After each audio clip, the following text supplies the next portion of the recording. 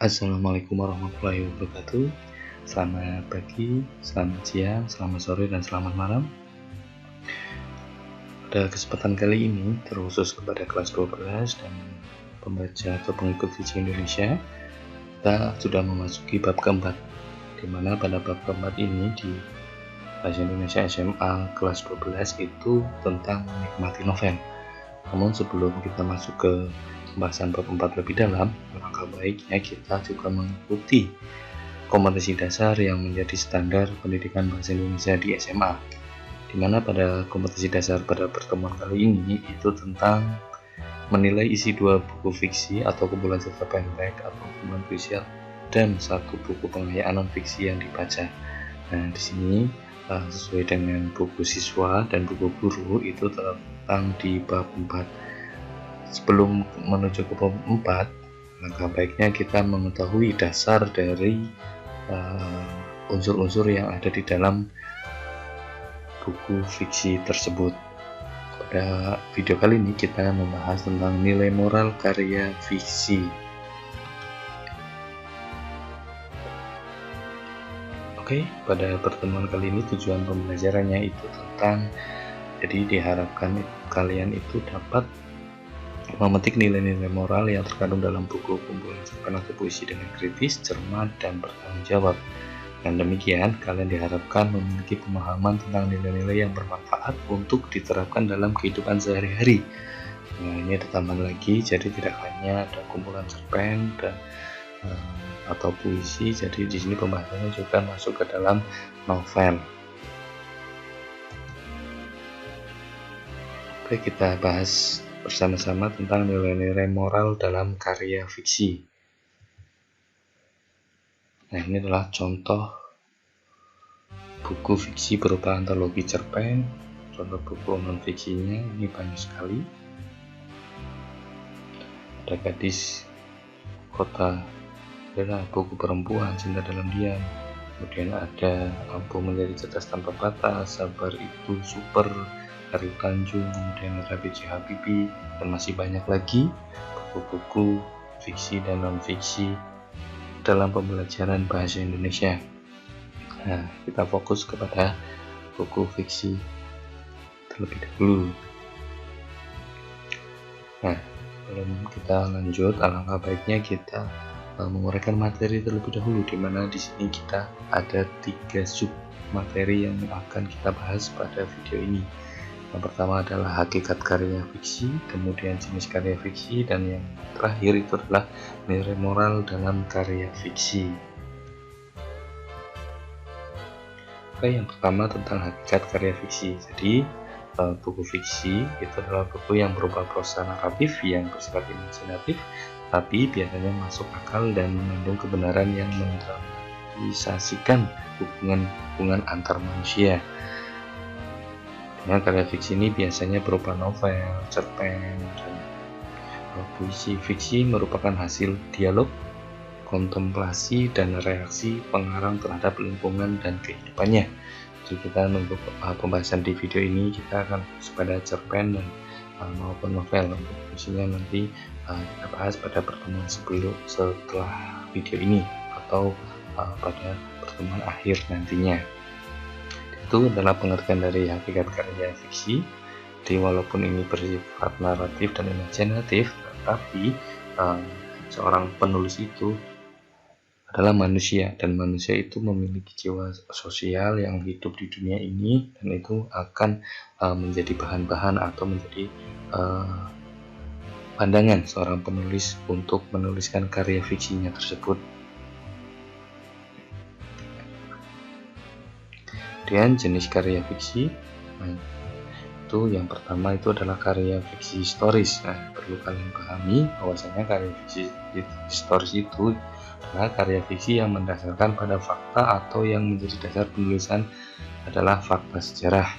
Nah, jadi seorang penulis itu memberikan pandangan bahwasanya bahan tulisannya itu tentang fakta-fakta sejarah yang pernah ada mungkin di Indonesia, dunia, bahkan fakta-fakta sejarah penulisnya tersebut. Nah, contohnya itu adalah Hitam dari Khorasan, kemudian Tentara Islam di Tanah Galia karya Darji Saidan. Nah, adapun novel historis itu terikat oleh fakta-fakta yang dikumpulkan melalui penelitian berbagai sumber. Namun ia pun tetap memberikan ruang gerak untuk fiksionalitas dan misalnya untuk memberitakan kejadian-kejadian tersebut. Jadi untuk mengungkap peristiwa-peristiwa sejarah itu biasanya seorang penulis itu memberikan gambaran atau pandangan atau kejadian-kejadian yang sudah terjadi dalam karyanya dalam pengertian dari fiksi historis. Selanjutnya itu ada fiksi biografis, di mana karya fiksi yang menjadi dasar penulisan adalah fakta biografisnya. Nah, contohnya di sini kita sudah paham ya, misalnya Bung Karno itu penyambung lidah rakyat, karya Cindy Alam ini adalah contoh. Kemudian Counter Kau ke Gerbang karya Ramdan, kemudian Tahta untuk Rakyat karya Mukhtar Lubis, dan Sang Pencerah karya Ahmad Naseri Basrah. Nah, jadi di sini adalah menceritakan tentang biografi seorang tokoh dunia atau tokoh-tokoh yang menjadi bersejarah atau tokoh-tokoh yang sangat berpengaruh terhadap dunia ini, bahkan dalam perjuangan rakyat Indonesia atau perjuangan dalam memerdekakan Indonesia itu banyak sekali biografi karena di situ ada banyak sekali teladan-teladan yang perlu kita ketahui sebagai pembaca. Nah, selain itu juga biografi Gusti Nuril, Klub karya Uli Hermono, Khatijah Ketika Rahasia Mim Tersingkap karya Sibel Eraslan, Barack Obama Dream for My Father yang merupakan autobiografi. Jadi riwayat atau biografi ini adalah riwayat hidup seorang yang ditulis oleh dirinya sendiri. Jadi ini Barack Obama itu menuliskan dirinya sebagai karya fiksi biografis dalam kehidupan tokoh tersebut. Yang ketiga tentang karya fiksi sains. Jadi karya fiksi sains ini yang menjadi dasar penulisannya adalah fakta ilmu pengetahuan. Nah, jadi penulis itu mengungkapkan fakta-fakta ilmu pengetahuan yang dia alami atau dia rasa atau berpandangan terhadap pengetahuan yang dimilikinya atau pengetahuan secara umum. Tuh, contohnya bumi, bulan, matahari, bintang karya Perelli. Kemudian 198 karya Volker Oval. Nah, selanjutnya itu terkait dengan jenis karya fiksi sains. Jadi mohon maaf, ini yang di bawah ini copy pastean dari slide sebelumnya.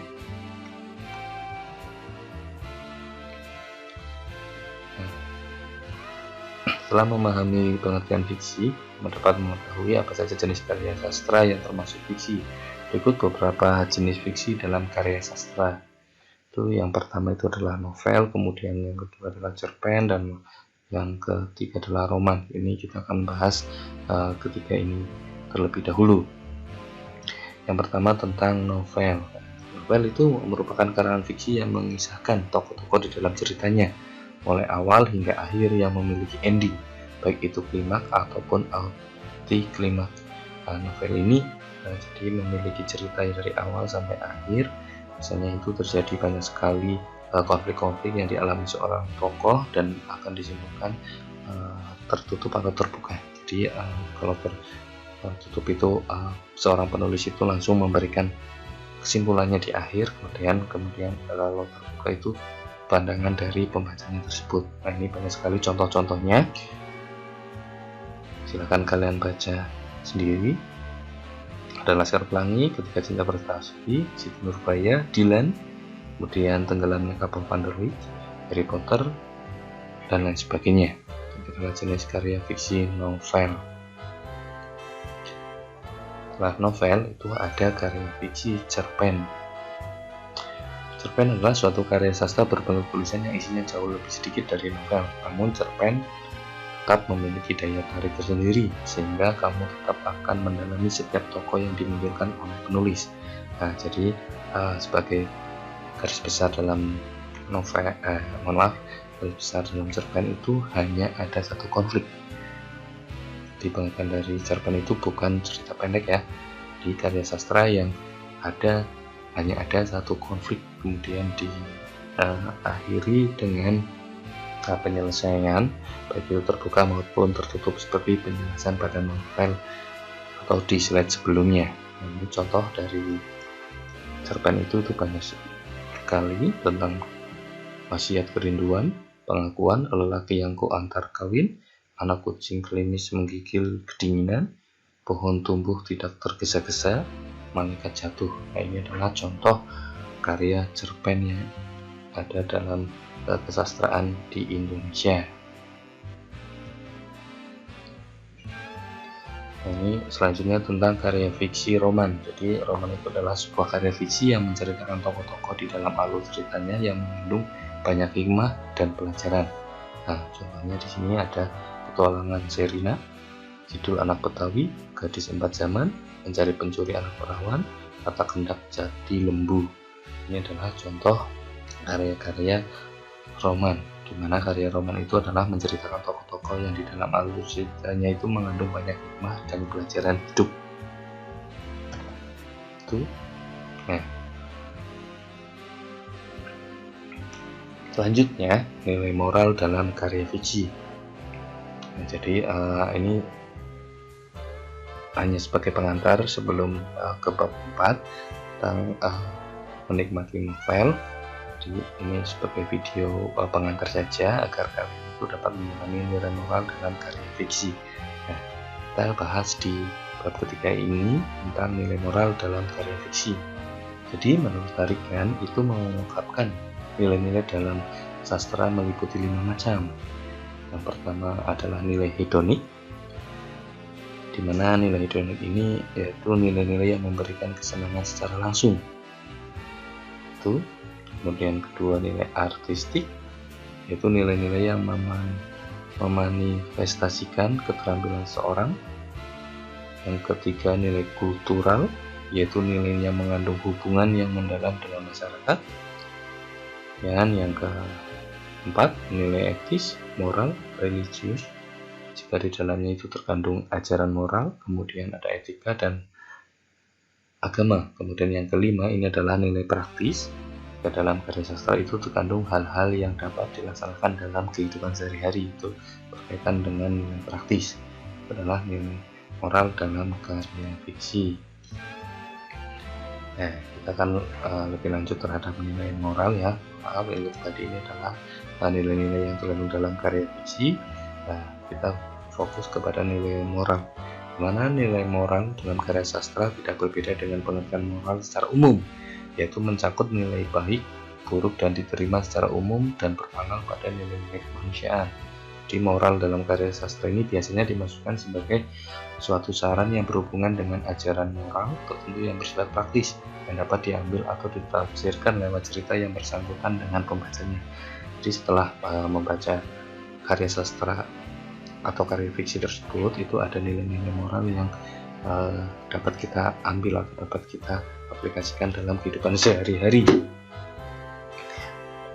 Jadi tentunya dalam karya fiksi itu ada nilai moral tentang baik buruknya yang diterima secara umum ada dalam suatu wilayah tertentu. Di sini moral baik buruknya yang ada di Indonesia.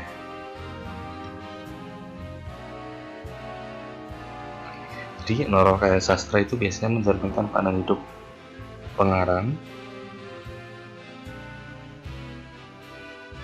Jadi nilai moral dalam karya sastra, karya fiksi yang itu mencerminkan pandangan hidup pengarang yang bersangkutan atau pandangan tentang nilai-nilai kebenaran, dan itulah yang ingin disampaikan oleh pengarang. Di sini mengutip dari pendapatnya Burhan, jenis moral dalam karya sastra dikelompokkan menjadi 4 aspek. Yang pertama itu adalah moral dalam aspek kehidupan antara manusia dan Tuhan. Kemudian yang kedua, moral dalam aspek kehidupan antara manusia dengan manusia. Yang ketiga, moral dalam aspek kehidupan antara manusia dengan nuraninya. Dan yang keempat, moral dalam aspek kehidupan antara manusia dengan alam. Jadi setelah mengetahui nilai moral yang dibahas dalam secara umum baik buruknya, kemudian diperdalam lagi bahwasanya nilai moral itu mencakup 4 aspek, antara manusia dan Tuhan, manusia dengan manusia, manusia dengan nuraninya atau dengan diri sendiri, dan yang keempat adalah antara manusia dengan alam. Itu pengertian dari nilai moral dalam karya fiksi. Berikut contoh analisis nilai moral dalam karya fiksi. Nah, silahkan kalian baca. Ini ada kutipan, di pause dulu ya, ini silahkan baca. Kemudian aspek nilai moralnya itu adalah aspek kehidupan antara manusia dan Tuhan. Nah, kutipan tersebut menunjukkan betapa manusia meyakini dan menyadari akan keberadaan Tuhan. Karena itu ada kesadaran penuh manusia untuk menghamba pada Tuhan melalui ajaran yang diyakini. Contohnya aspek kehidupan antara manusia dengan Tuhan. Nah, ini untuk contoh yang kedua, silahkan kalian baca. Itu aspek moralnya itu aspek kehidupan antara manusia dan nuraninya. Nah, di mana pada kutipan ini ajaran moral yang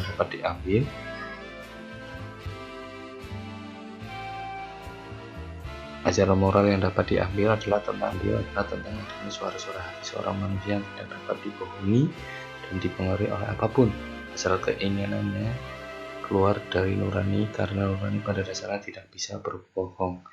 Nah, di sini adalah nilai moral dalam aspek kehidupan antara manusia dan nuraninya. Ini contoh selanjutnya, aspek kehidupan manusia dengan manusia. Jadi silahkan kalian baca terlebih dahulu teksnya ini. Jadi ajaran moral yang tampak adalah tentang kesetiaan pasangan hidup dalam rumah tangga yang akan dibangun. Di satu sisi, pengarang melalui tokohnya juga berpesan tidak menolak suatu pandangan tentang poligami, tapi tokoh tidak mau dipoligami.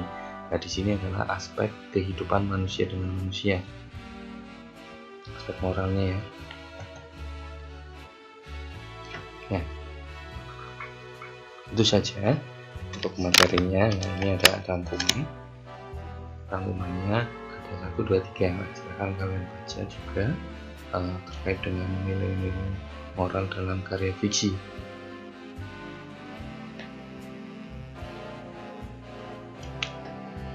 Seperti biasa ada glosarium, di mana glosarium pada pertemuan kali ini itu ada antologi, biografis, fiksi, fiksionalitas, kontemplasi, non-fiksi, tetralogi. Nah, silahkan pahami di mana antologi itu adalah kumpulan karya tulis dari seorang pengarang atau beberapa orang pengarang. Dan biografis, kumpulan tulisan yang di dalamnya menjelaskan riwayat atau kisah hidup dari seorang tokoh.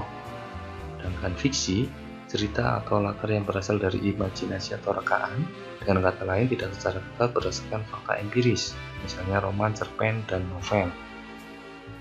Kemudian fiksionalitas itu mencirikan sebuah teks nyata yang mewakili hal-hal fiksi. Kontemplasi, renungan dan sebagainya dengan kebulatan pikiran atau perhatian penuh. Dan non fiksi, lawan dari fiksi, sudah berdasarkan fakta dan data empiris. Sedangkan tetralogi adalah seri karya sastra yang terdiri atas 4 satuan yang saling berhubungan dan mengembang satu tema, adalah tetralogi. Untuk evaluasi pada video kali ini, silakan kalian baca terlebih dahulu kutipan cerpen dari Kompas ya. Video ini mengambil contoh untuk evaluasi dari cerpen Kompas, di mana dapat diakses melalui link berikut. Nah, nanti guru tulis di deskripsi. Nah, setelah kalian membuka kutipan cerpen Kompas yang berjudul seragam, kemudian kalian itu menganalisis aspek nilai moralnya. Seperti tadi sudah Pak Guru jelaskan, ada 4. Setelah itu kutipannya apa dari cerpen tersebut, setelah itu penjelasannya kenapa kutipan tersebut masuk ke dalam aspek nilai moral, contohnya manusia dengan manusia. Silahkan kalian jelaskan di sini. Nah, jadi itu saja pertemuan kali ini. Nah, semoga bermanfaat. Ini sebagai pengantar untuk bab 4 dan juga sebagai bahan literasi kalian ya. maaf. Wabillahi taufiq wal hidayah. Wassalamualaikum warahmatullahi wabarakatuh. Salam sehat.